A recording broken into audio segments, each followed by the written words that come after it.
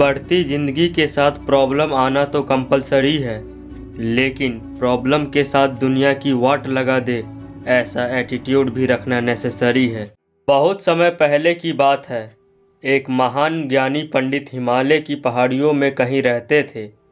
लोगों के बीच रहकर वह बहुत थक चुके थे और अब ईश्वर भक्ति करते हुए सादा जीवन जीना चाहते थे।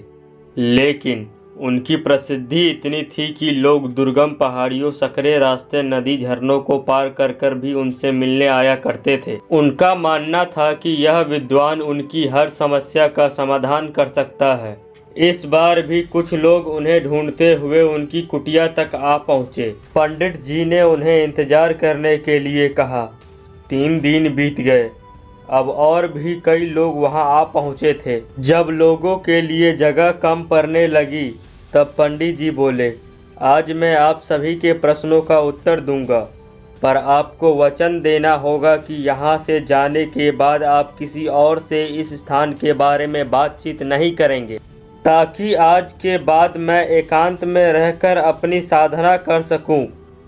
अपनी अपनी समस्याएं बताए। यह सुनते ही किसी ने अपनी परेशानी बतानी शुरू कर दी, लेकिन अभी वह कुछ शब्द ही बोल पाया था कि किसी और ने बीच में अपनी समस्या बतानी शुरू कर दी। सब जानते थे कि आज के बाद पंडित जी से बात करने का मौका किसी को नहीं मिलेगा, इसीलिए वे सब जल्दी से जल्दी अपनी बात रखना चाहते थे।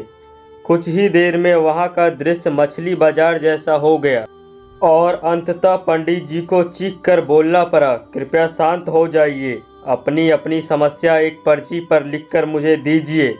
सभी ने अपनी अपनी समस्या लिखकर आगे बढ़ा दी। पंडित जी ने सारे पर्चे लिए और उन्हें एक टोकरी में डाल दिया और बोले, इस टोकरी को एक दूसरे को पास कीजिए। हर व्यक्ति एक पर्ची उठाएगा और उसे पढ़ेगा। उसके बाद निर्णय लेना होगा कि क्या वो अपनी समस्या को इस समस्या के साथ बदलना चाहते हैं। हर व्यक्ति एक एक पर्चा उठाता, उसे पढ़ता और सहम सा जाता। एक एक करके सभी ने पर्चियाँ देख ली, पर कोई भी अपनी समस्या के बदले किसी और की समस्या लेने को तैयार नहीं हुआ।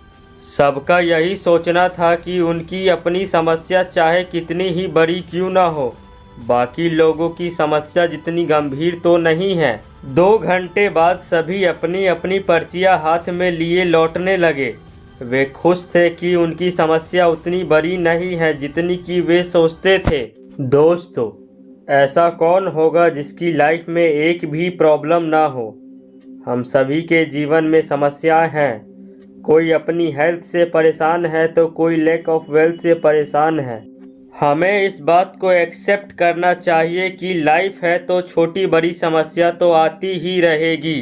ऐसे में दुखी होकर उसी के बारे में सोचने से अच्छा है कि हम अपना ध्यान उसके निवारण पे लगाएं, और अगर उसका कोई सॉल्यूशन ही ना हो तो अन्य प्रोडक्टिव चीज़ों पर फोकस करें। हमें लगता है कि सबसे बड़ी समस्या हमारी ही है, लेकिन यकीन मानिए इस दुनिया में लोगों के पास इतनी बड़ी बड़ी प्रॉब्लम है कि हमारी तो उसके सामने कुछ भी नहीं है।